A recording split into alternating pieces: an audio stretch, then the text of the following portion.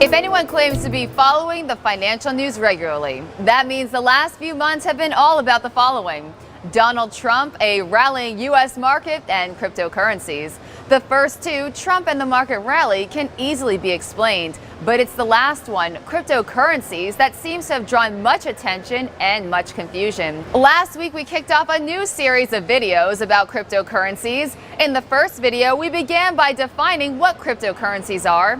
This week in episode 2, we begin our attempt to inform the viewer of the different types of cryptocurrencies available, and no discussion about types of cryptocurrencies available can be started without talking the most popular, most discussed network, Bitcoin. And unless you've been living under a rock recently, Bitcoin is back in the headlines after soaring in value.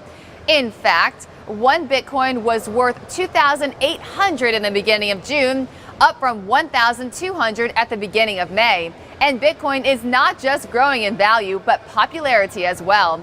In countries that accept it, you could buy groceries and clothes just as you would with the local currency. However, keep in mind, Bitcoin is entirely digital, so no one is carrying actual Bitcoins around their pockets. Simply put, Bitcoin is meant to be a quicker, cheaper, and more reliable form of payment than money tied to individual countries. In addition, it's the only form of money users can mine themselves if they and their computers have the ability. We touched on what mining means in the previous video, and for those who don't have their own high-powered computers, anyone can still buy and sell Bitcoins, typically through online exchanges. Meeting the criteria of cryptocurrencies, Bitcoin is not tied to governments and central banks. It's organized through a network known as a blockchain, which is basically an online ledger that keeps a secure record of each transaction all in one place. Keep in mind, each Bitcoin has a complicated ID known as a hexadecimal code.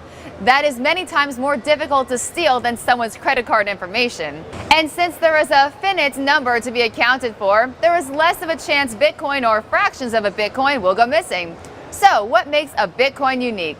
Bitcoin is unique in that there are a finite number of them, 21 million. Satoshi Nakamoto, Bitcoin's founder, arrived at that number by assuming people would discover or mine a set of number of blocks of transactions daily.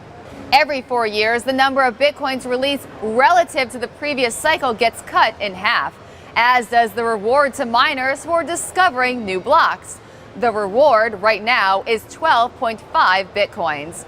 As a result, the number of Bitcoins in circulation will approach 21 million, but never hit it. And this means Bitcoin, and this is big, never experiences inflation. Unlike US dollars, whose buying power the Fed can dilute by printing more greenbacks, there simply won't be more Bitcoin available in the future. Now, this has worried some skeptics, as it means a hack could be catastrophic in wiping out people's Bitcoin wallets. But that has not happened as of today. And what does the future hold for Bitcoin? Well, historically, the currency has been extremely volatile. But go by its recent boom and a forecast by Snapchat's first investor, Jeremy Liu, that it will hit 500,000 by 2030, and nabbing even a fraction of a Bitcoin starts to look a lot more enticing. Bitcoin users predict 94% of all Bitcoins will have been released by 2024. As the total number creeps towards the 21 million mark, many suspect the profits miners once made creating new blocks will become so low they'll become negligible. But with more Bitcoins in circulation, people also expect transaction fees to rise, possibly making up the difference. In other words, Bitcoin may be popular, but the future still holds a lot of questions that won't be answered until the moment comes. So there you have it, a breakdown of Bitcoin. And next week we discuss Ethereum, one of Bitcoin's main competitors. And until then, from Markets.com, I'm Olivia Voznenko.